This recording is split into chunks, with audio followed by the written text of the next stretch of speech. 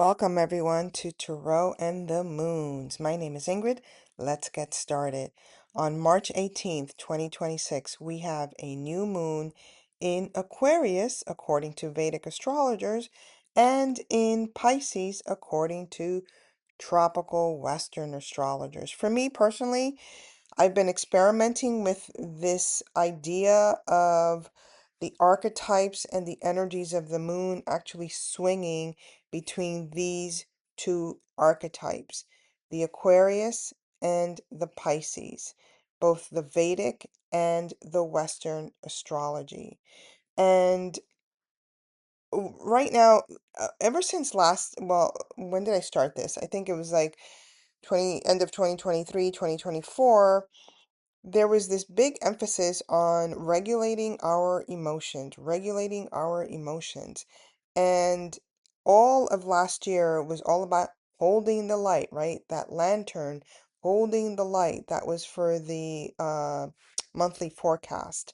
And I think now we're getting into this space where we understand why it was important that we regulate our emotions and why it was important for us to hold the light. We are in very challenging times and it is very dark. So when we are in this space, and if we start relying, by the way, on the outer world to inform us of the truth of our times, our emotions are definitely going to be out of whack. If we start relying on our internal compass, our emotions are going to be regulated. This is the time to call in the light that you were holding all of 2024. Beam it out, convey it within your body, within your soul, and beam out the light because we're going to enter a space that we've actually never seen before. When I did my meditation for this particular new moon, the word that appeared was flow. And it gave me that impression of the power of water, which is an adaptable element, and it has that energy of going with the flow, right? But it's also very powerful. And it's a disruptor. This energy of flow is a disruptor and it innovates a new path. A lot of people think that when you go into flow state, for example, or you're in the flow, that it's a passive energy for some reason, that it's like, oh, don't rock the boat kind of energy. And this is like so the contrary to that. It is flow being powerful. Think of water and how over time it can even shape a rock. So this is the kind of flow that we're talking about for this particular new moon. It's something that has been over time creating a groove, creating a pathway, one actually that we've never seen before. In esoteric astrology, which really, when I speak of esoteric astrology, I'm emphasizing the soul's evolution, right? The group consciousness, the spiritual initiation. That's what I mean by esoteric astrology. And it interprets the sign within that construct. And the sign of Aquarius is understood as the world server and the awakening of group consciousness. Its planetary influence is actually Uranus, and Uranus has that revolutionary energy, which is actually influencing Aquarius, where our emotions and even our psychological atmosphere, right, is emphasized with detachment from personal drama into the movement toward group service. So our emotions are going to be very much about the group for this particular new moon. And the influence of Uranus, by the way, introduces qualities not only of innovation, but also of liberation and of a sudden illumination, like something suddenly goes online and we are literally seeing things differently with like sort of new ideas that are going to challenge our thought processes and even our outdated structures. And this Uranus quality is going to create an emotional resonance of sort of intellectual excitement and also a desire for freedom from sort of rigid patterns, really. This kind of an emotional resonance, right? The Uranus and the Aquarius is often described as a shift from the I to the we. So we're going to experience the we, which is encouraging us to perceive the fact that I am part of a larger human network, that you are part of a larger human network, right? So Aquarius carries this archetype of, by the way, that water bearer, one who pours spiritual life into the world. And again, that energy of the flow, being in that flow state that will be seemingly smooth, but when you're pouring spiritual life into the world, something is going to be disrupted in the consciousness level. That's the kind of power we're talking about with flow. Now, with a new moon in a Pisces, this is representing completion or sacrifice, the dissolution of separation by a deep, deep, deep transformation and the death of outdated identities so that our soul can emerge clearly. Neptune rules Pisces.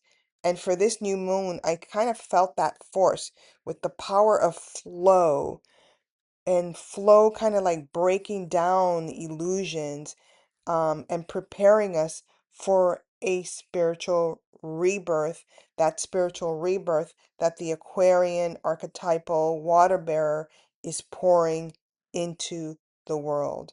Neptune contributes to this heightened sensitivity, however, and it's a heightened sensitivity to unseen worlds, and it also inspires sort of imagination. Again, it's flow with power, right? It's not flow with meditation or flow with non-movement or non-action. There's a mystical awareness with this new moon in Pisces that is going to bust through some boundaries. Um, and it's going to increase our ability to receive that spiritual enlightenment that the water bearer of Aquarius is pouring into the world. And the new moon in Pisces carries this emotional tone of release. Um, and we're going to feel into this power of universal compassion that a Piscean energy kind of brings forward. And during this new moon period, we're going to have to let go of past burdens.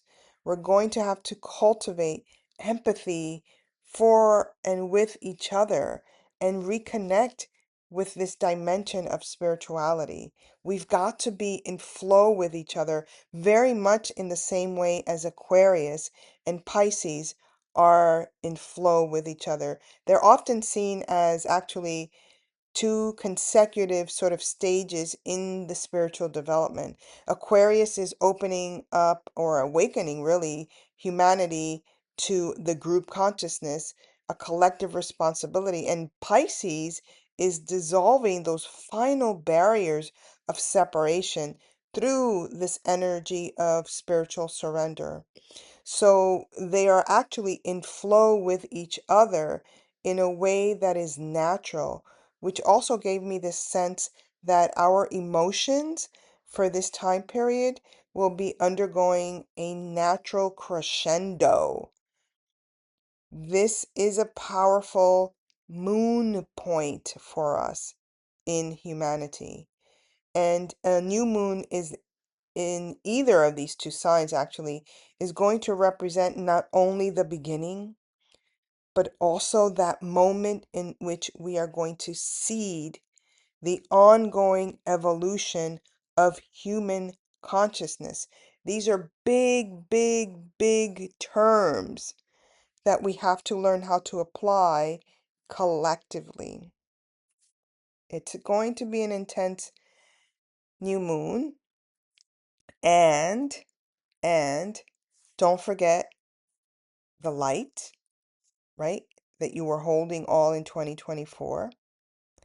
And don't forget to go inward for the truth, not outward, inward. These are the times that, this moment in time, it's kind of weird for me to express it, but it reminds me of 2020 and that lockdown that kind of forced us all to sort of assess what is really valuable in our lives. What do we really want to do? In this period of time, since January 2026 onward, now we're in a conflict in the Middle East, etc.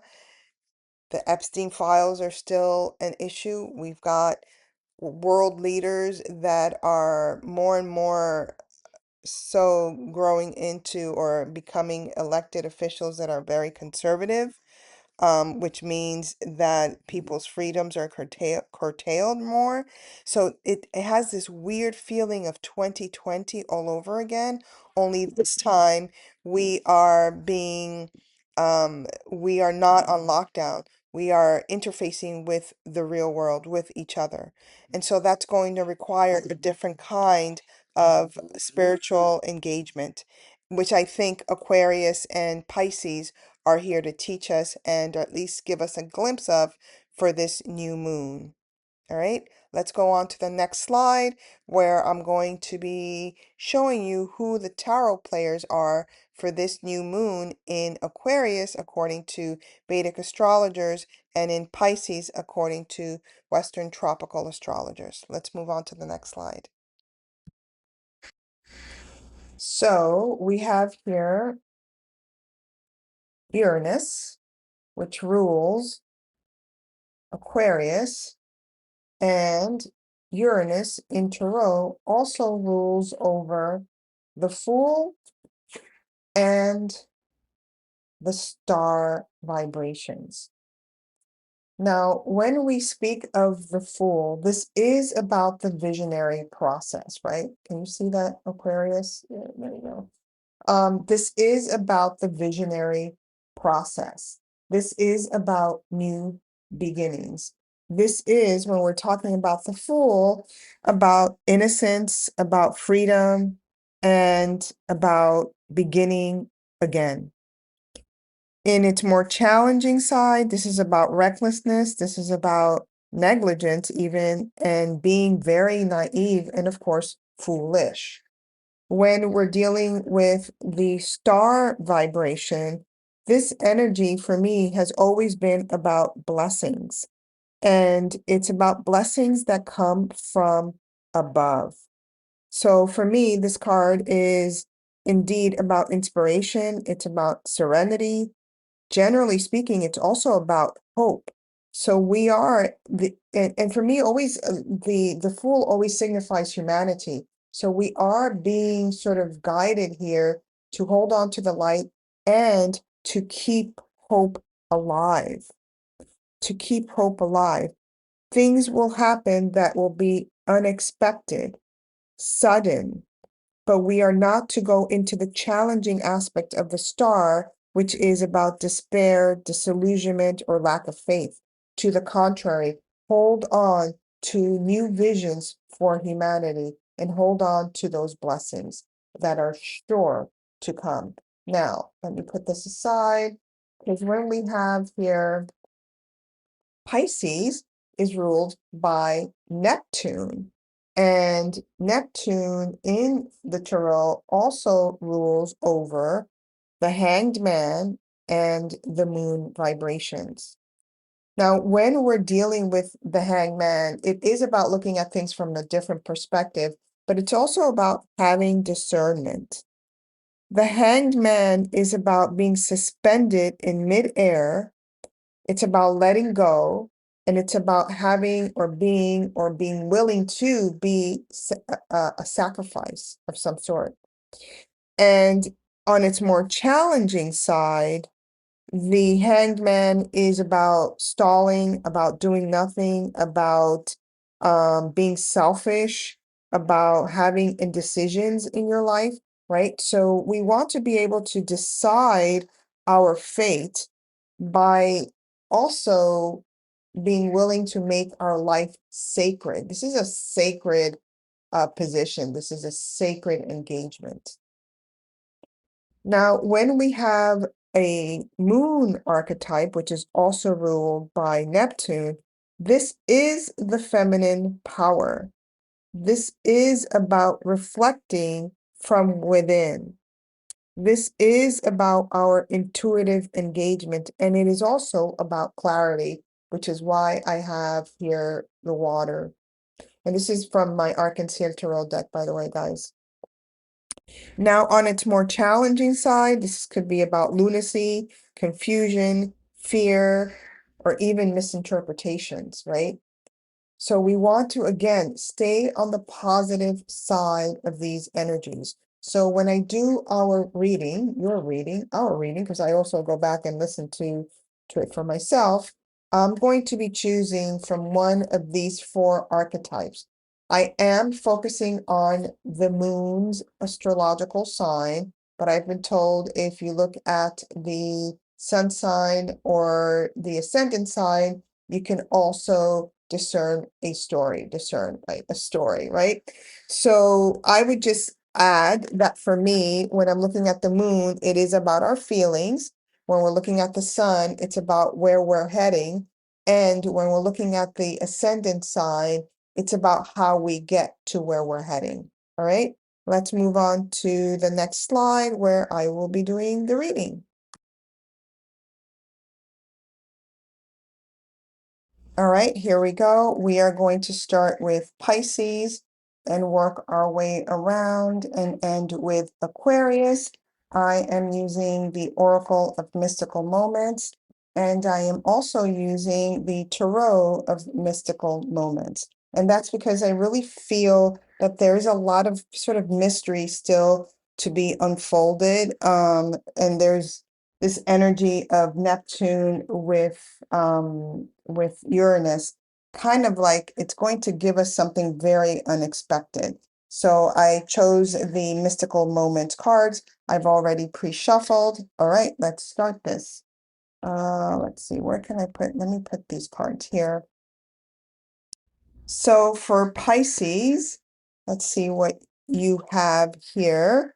You've got the Knight of Wands. This is very risky engagement that you're doing. You're starting something new. A knight is a young energy. So let me just put this out here so you could see that it's Pisces. Some people were saying, oh, I don't know. Okay, you can see it there. So with the Knight of Wands, you're preparing something. Let me get this out of the way. You're preparing something. You are getting ready to do something, but it's quite risky. You do succeed, but there's a work to be done. I would just remember that, and I was pulled toward the visionary here, the Fool card. Just remember that the path that people haven't taken before tends to be very risky. So go for it. You're you're definitely being guided. There's definitely passion here. Wands, this fire energy, go for it. But don't look back. Don't live in the space where you are feeling that, oh, I should have prepared more. No, part of this journey for you is that there is no preparedness. You just have to take the voyage. You have to take the risk and journey forth, irrespective of your preparedness, right? Let's see what your oracle says. And you've got Ava. I love this. This is the octopus. This is the energy of there being multiple avenues. You just have to have faith. You have to have faith that the journey forward, even though it's risky, even though you feel you haven't prepared for, is the path that you were meant to take, because it is about yourself, your identity, and it is about nurturing your creative energies, right? So allow this beautiful engagement of the octopus, here identified as Ava, to really assist you in knowing that no matter where you turn, you are safe and your path forward is sort of already a natural engagement for you. Let me make sure I don't get these confused again. The last time I got these confused. All right. The next one is Aries. Sun, moon, or rising. Let's see what you have here. You've got the Four of Swords. So this is very much, and I'm drawn here to the Hangman. This is very much about you putting down the swords, you looking at things from a different perspective, you really just engaging your mind, your thoughts, your belief systems in a different way for this particular new moon. Let's see what your guidance says. The gift. Oh my gosh, very beautiful. I think that if you start looking at things from this discerning eye of the Hanged Man, and you start just really putting down the drama, those things that make you feel like, oh, this is not secure, I need more assurity, I need more this, or you just start working up your mind too much. I want you to focus on the gift. And the gift is about beginning something new that will bring you sort of material engagements, but do it from the space of spiritual foundation. If that makes sense for you, what I'm trying to say is that this gift, the swan, is a very powerful engagement, but she functions from a space of very much a Uranus space of an unexpected trajectory, right? There's a lot of action, a lot of fun in the middle of all this, but there's a lot of like structure and seriousness that comes with knowing that being in suspension and not being in the space of drama can give you this fortitude of strength that you find in the swan energy. It's actually a gift for you that you're going to find as you untangle the mental drama that's going on in your mind. Nice. All right, the next one that we have is Taurus, sun, moon, or rising. Let's see what you have here. You've got the Ace of Cups. That to me signifies love. That to me signifies a blessing that's coming your way, right? That star energy. Don't lose hope in love. Don't lose hope in this engagement of connecting with another even. So beautiful.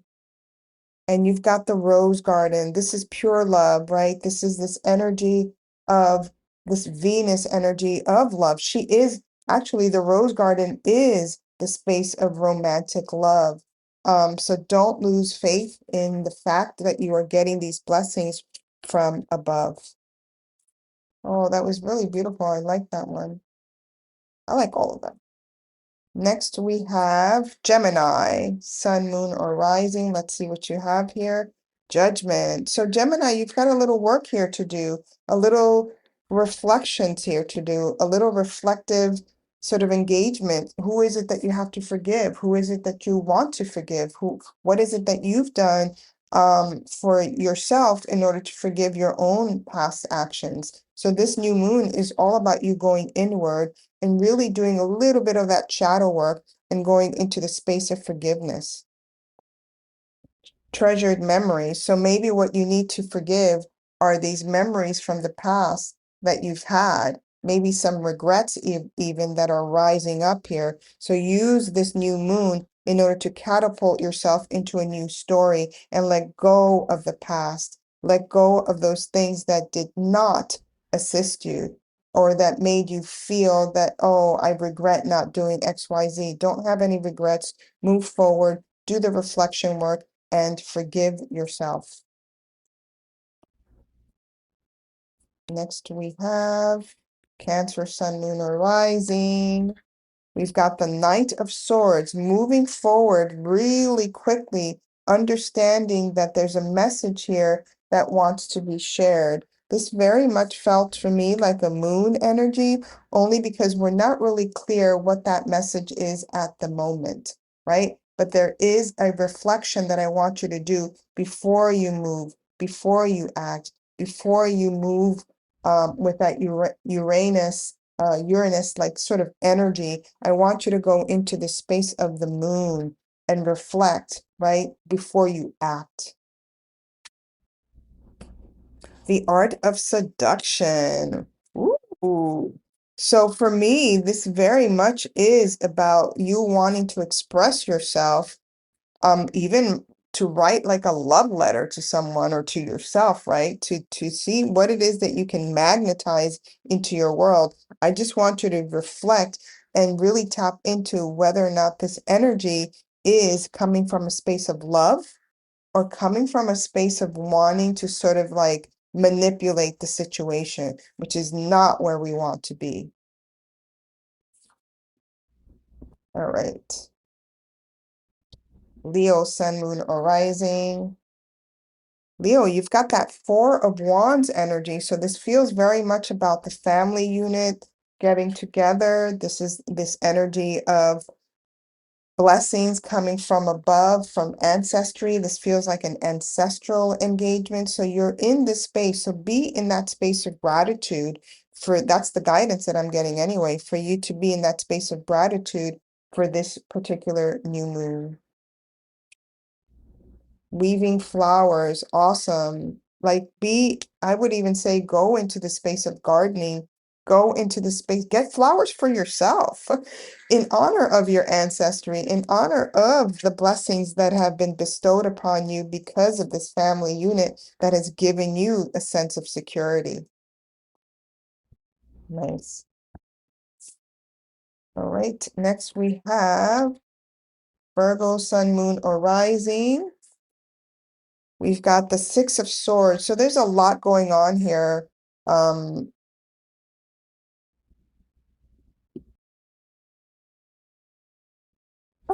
there must be, anyway, there's going to be a little interruption with the video because ever since I updated this iPhone, it's been telling me I have no storage and I keep deleting all these. I have no apps available and it's still telling me no storage. Anyway, back to Virgo, and we're still in the middle of Mercury retrograde. So back to Virgo, there seems to be a lot of preoccupation with the family, a preoccupation with, I almost feel like maternal energies coming through here. So this is very much the moon. This is very much feeling a little bit down, a little bit more on the challenging part of the moon aspect. So all I can tell you is that try to be like this card and stay above waters. Don't drown yourself in it, right? And then you have abracadabra. Yeah, use your magic to get yourself out of the funk.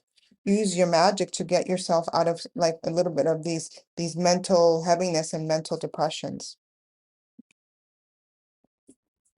All right.